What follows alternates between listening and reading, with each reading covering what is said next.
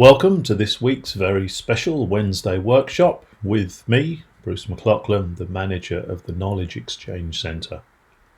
Today we're going to be looking at preparing to deliver online lessons.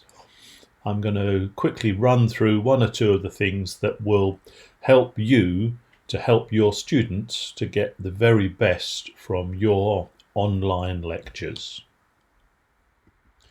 So the first question we ought to ask ourselves is, what is the difference between delivering an online lecture and delivering a lecture in a physical classroom? Well, pretty much the answer to that is absolutely nothing at all. It's still a two-way conversation. It still involves sound and vision. So realistically, all your normal lecturing skills still apply. Just think of it as being in a classroom just as you normally are. Yes, you're using a bit of technology, but that's exactly what you do in the classroom. You have your projectors and your screens and your videos, so it really is no different at all. Continuing with the theme of treating it just like a normal lesson, clearly timing is a really important part of your lesson. So have a start time, have a finish time, which you've publicised, but also don't forget to schedule a break. Make sure that you're in your classroom about 10 minutes before the students are due to join. You really must be there first. Put up a holding slide which sets out key information and etiquette so that this is visible the moment that students join the meeting. They can see that they're in the right place, they're reassured, they can sit back and wait for it all to start. In a similar vein, when you do take a break, use a holding slide that states, "We are now having a break." If somebody was to join your class late whilst everybody else is on a break, it's going to be very confusing because the class is still going on, but of course there's nothing happening. There's no sound, there's no vision, so they're going to be a little bit confused and perhaps they're going to worry if their technology is working properly for them.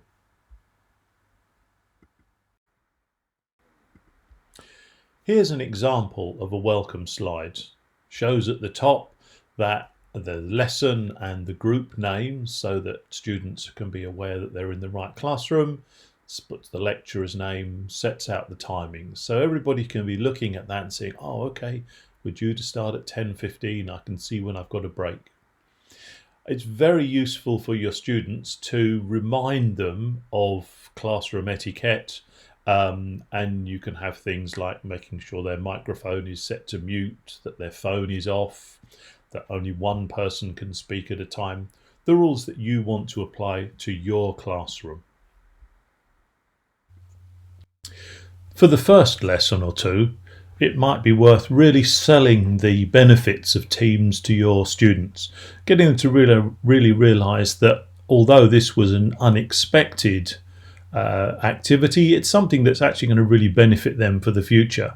It's another skill that they're going to possess that will make them even more employable, make them really attractive to employers. As a whole, as we all know, the world is becoming much more digitized. So this is going to be viewed as absolutely essential technology in the future. And finally, don't forget that Teams is part of Office 365. So as a whole, that's a really cohesive package for businesses. It's got all the tools that a modern business needs, as well as having the familiar Words and PowerPoints and Excels and of course Teams. We've got other features like OneNote and other packages that absolutely provide every single tool that a modern business might need. Just as you would in a normal class, keep students engaged by asking them questions. It might be a very general, does everybody understand? Or it might be a more specific question about something that you've just been talking about. Remember, students are going to be as nervous, perhaps more nervous of this technology than we are. Actually, it might be the other way around, but let's assume that we have students who just are very reluctant to participate. One way of drawing out students is to ask a direct question to a specific student. So you ask somebody by name, John, can you tell me a little bit more about this? Obviously, for each question, you're going to choose a different student to give you your answer. The other thing that you can do if students are reluctant or shy is to encourage them to use the chat facility. So you can ask your question, but rather than them needing to switch on a microphone and speak, you can say, please type your answer into the chat section.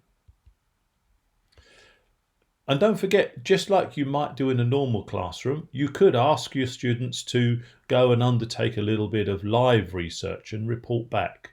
So just like a normal class, you can say to your students, let's take a 10-minute break while you all research into this subject and then report back with your findings. I know this probably doesn't need saying, but just for completeness, make sure that your phone is switched to silent, or probably better still is switched off, as well as telling your students to do the same. There's nothing worse than you be in the middle of a presentation and suddenly it's your phone that's ringing. Of course, make sure that your microphone is switched on as well. That's a really easy one to overlook because you may have switched your microphone off, but remember you've got to turn it back on so that people can hear what you're saying. And thirdly, try and make sure that you're in a quiet part of your house, somewhere that you won't be interrupted and that you can carry on your lesson in the normal way. Before you join your lesson, you'll need to set your camera so that it's showing nicely your head and shoulders. Adjust the height of your laptop camera so that it's a clear vision that students can see of you. Your camera needs to be switched on at all times. Give some thought to how you might dress for the occasion. Are you going to dress super smart? Or are you going to dress super slovenly? You probably don't want to do that one. The reality is you probably want to be somewhere in between the two. Maybe just think to yourself, how do I dress for a normal lesson at college? Because remember what we've been saying all along, this really is just like delivering a normal lesson. Make sure that you've blurred your background or set yourself to be in a plain white room. If you need some tips on how to do that, have a little look at the video that we prepared for students to help them with these online lessons. You'll find that on the KEC YouTube channel as well. The next thing you need to do is, at most of the time, your screen ought to be set to presenter mode. If you're not sure how to do that, let me show you that.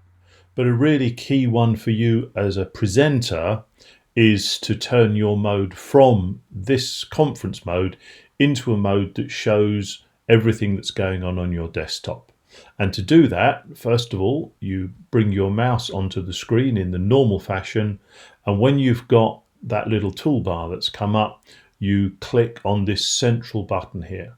This will share your screen with all the people that are viewing. Let's have a look at how you want that screen to be set up. I'll click on share and then I'm going to show you.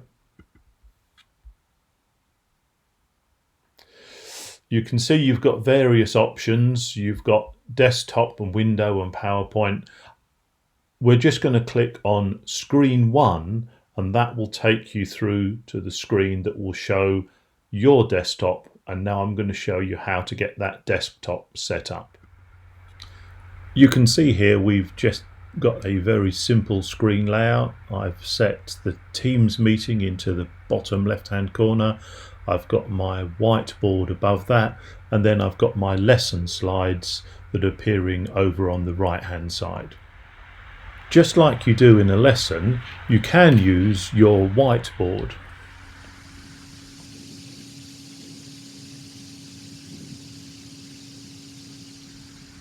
This can help you to illustrate a point, to jot some notes down, or anything that you think that your group might find useful, exactly the same way that you would in a normal lesson. So, for example, you might write SWOT and then ask the group or the class to enter into chat what each of those letters stands for. That's a good way of encouraging a little bit of interaction. And obviously you can use it if there are key formulae that you need to detail, key numbers, anything that you'd obviously normally do when you are using a whiteboard in your normal classroom. The lesson doesn't have to just be you speaking and your slides. You can also use video, you can use pictures, you can use spreadsheets, anything that you would use in a normal lesson. You can consider handouts from the lesson as well. If you want to give your students a bit more detail, you can prepare handouts, but of course those will need to be loaded onto the VLE so that the students can then download them after the lesson. Here's another top tip. Make sure that you've turned off all the notifications that might pop up on your screen, or probably better still, shut the programs. You really don't want to be in presenter mode and then suddenly a notification of an email or a message or a chat comes up on your screen that perhaps you don't want your students to see. Incidentally, if you are going to show video during your lesson, please do make sure that you download that video to your local device before you try to broadcast it. If you try and show the video from an internet browser on your screen through Teams and then on to your audience, there's a danger that there's going to be a lag between the sound and the visual element of that video, because they'll be traveling through the networks at different speeds, and therefore it could become very disjointed. So let's finish with a few general tips. Number one, keep it as simple as you can. Don't try and make life too complicated. Simple and done well is far better than trying to make things too complex before you're really ready to do those. You'll find each lesson you deliver, you'll become increasingly confident and increasingly able to mix up the technologies.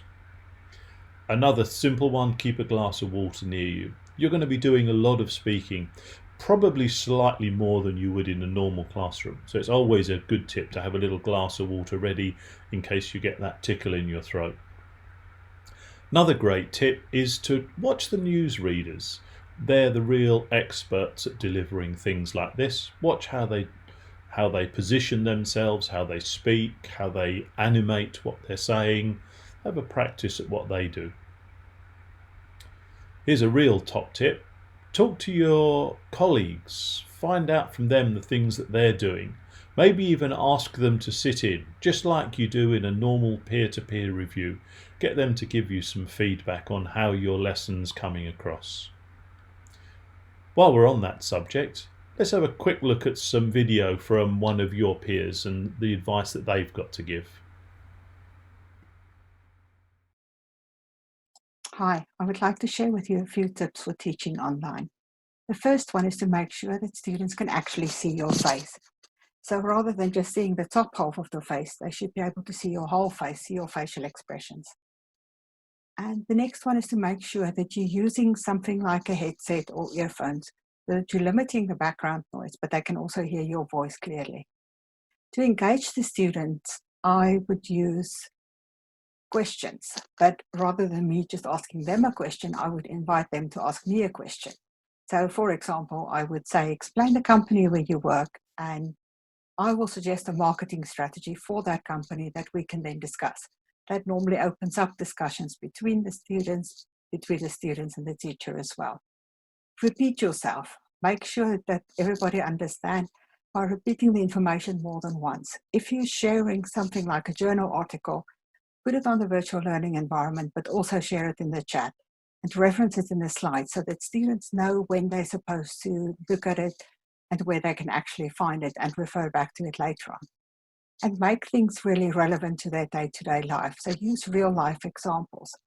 I would show my screen and do a Google search while they're looking at it. And I would show them how I would look at case studies.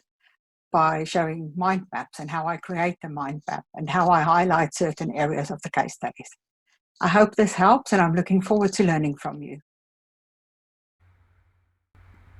There were some great tips there, weren't there? Thank you so much for listening in and indeed watching the slides and the little clips of video. Hope you found them really useful and that they've answered any questions that you might have. But of course, if they haven't, always feel free to contact me at any point for some further guidance or advice. Good luck out there. Keep well, keep safe, everybody, and look forward to meeting you all in person again soon.